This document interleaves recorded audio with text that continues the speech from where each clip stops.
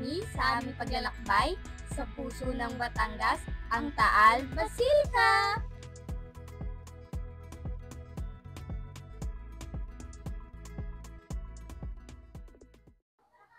Ang Minor Basilica of Saint Martin of Tours ay mas kilala bilang sa tawag na Taal Basilica.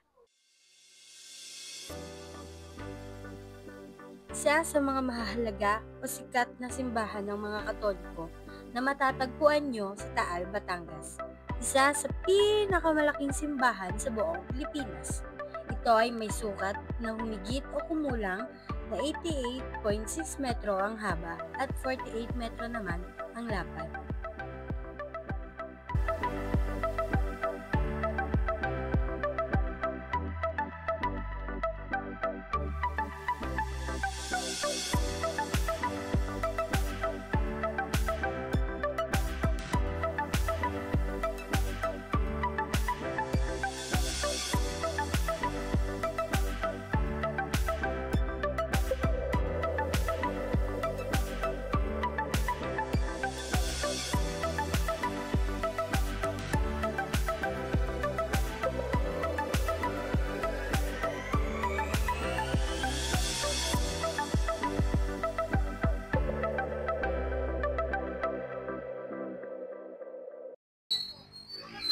Matatagpuan ang Taal Basilica sa bayan ng Taal sa lalawigan ng Batangas na bahagi ng Calabarzon Region sa Pilipinas.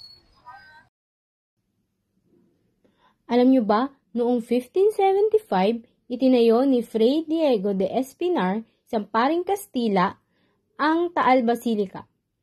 Matapos ang pagsabog ng Bulkang Taal noong 1754.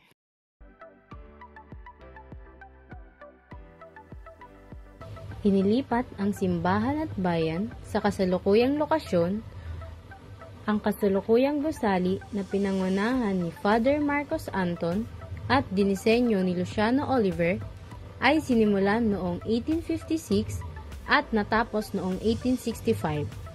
Isa itong halimbawa ng arkitekturang kolonyal na Kastila at isa sa pinakamalaking simbahan sa Pilipinas.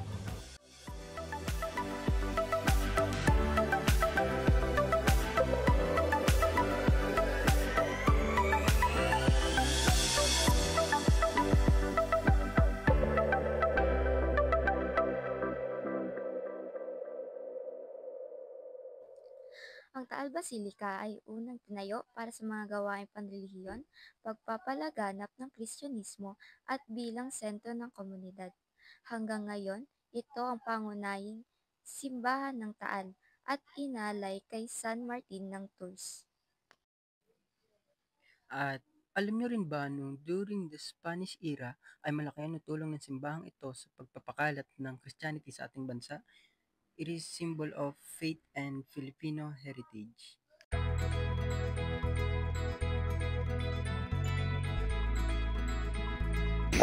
Alam nyo rin ba na ang unang simbahan sa lugar na ito ay itinayo noong 1575 malapit sa lava ng Taal?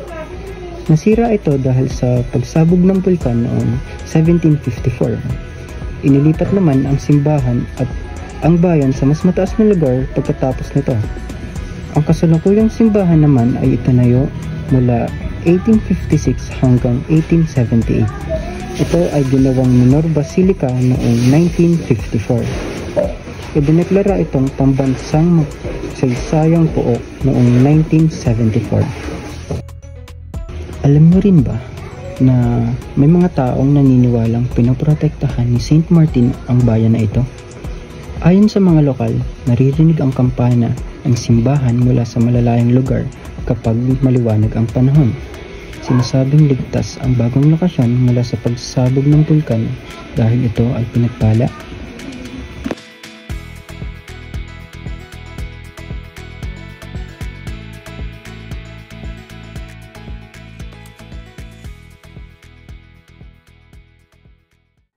Alam nyo ba ng Taal Basilica o Basilica of Saint Martin of Tours ay isa sa pinakamalaking simbahan sa buong Asya? At ito ay isang halimbawa ng Baroque architecture. At ito ay tinayo noong 19th century na ginamitan ng adobe at ng coral stones. Kilala ito sa laki, matataas na kisaming arko, ornamentadong altar, at mga fresko na naglalarawan ng mga biblical scenes na nagdudulot ng isang tahimik at nakamamanghang atmosfera.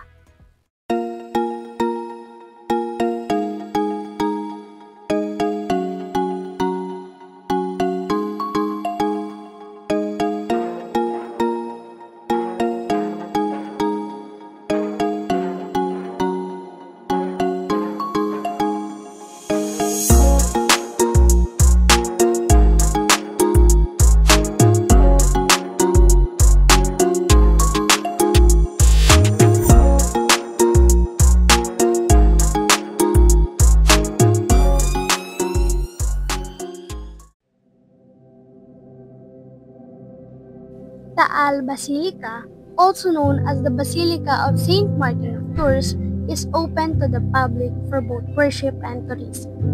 Entry is free, though donations are appreciated, and it usually operates from 8 o'clock a.m. to 5 o'clock p.m., with hours possibly changing on special occasions. Visitors may find informal guides offering tours for a small tip, or they can join a full heritage walking of Taal town. The best time to visit is during the dry seasons, from November to May, especially on weekdays to avoid crowds, as weekends and religious holidays can get busy. As a religious site, guests are expected to dress modestly, remain respectful during Mass, and seek permission before taking pictures during services.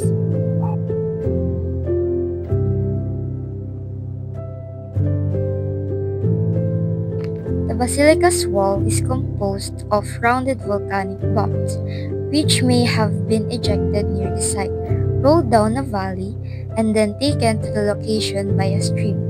These bombs are not joined by mortar and have a unique bulging shape.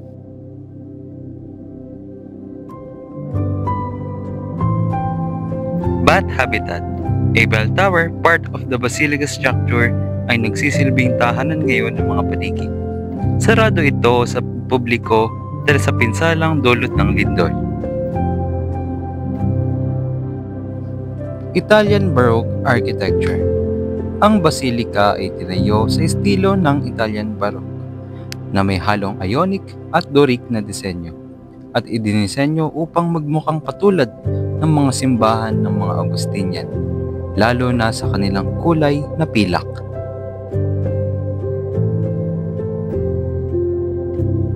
May malaking kampana dati sa simbahan na ito. Ito ay matatagpuan sa isang maliit na tower sa bandang kaliwa ng simbahan. Ang kaso, nasira ito nung tumama ang isang malakas na lindol noong taong 1942. At alam niyo rin ba na matatagpuan dito isang simpleng altar na ginawa ni Agapito Aparicio? Ang altar na kanyang ginawa ay may specific height and width. O diba, mas deep?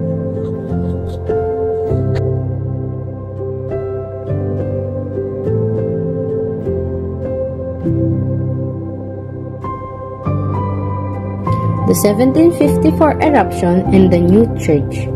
The 1754 eruption of Taal volcano caused the destruction of the original Taal town and its church, which was located near the lake. This event has led to the relocation of the town and the construction of the new Taal Basilica on higher ground, away from the volcano's danger zone. The ruins of the previous church can still be seen in San Nicolas.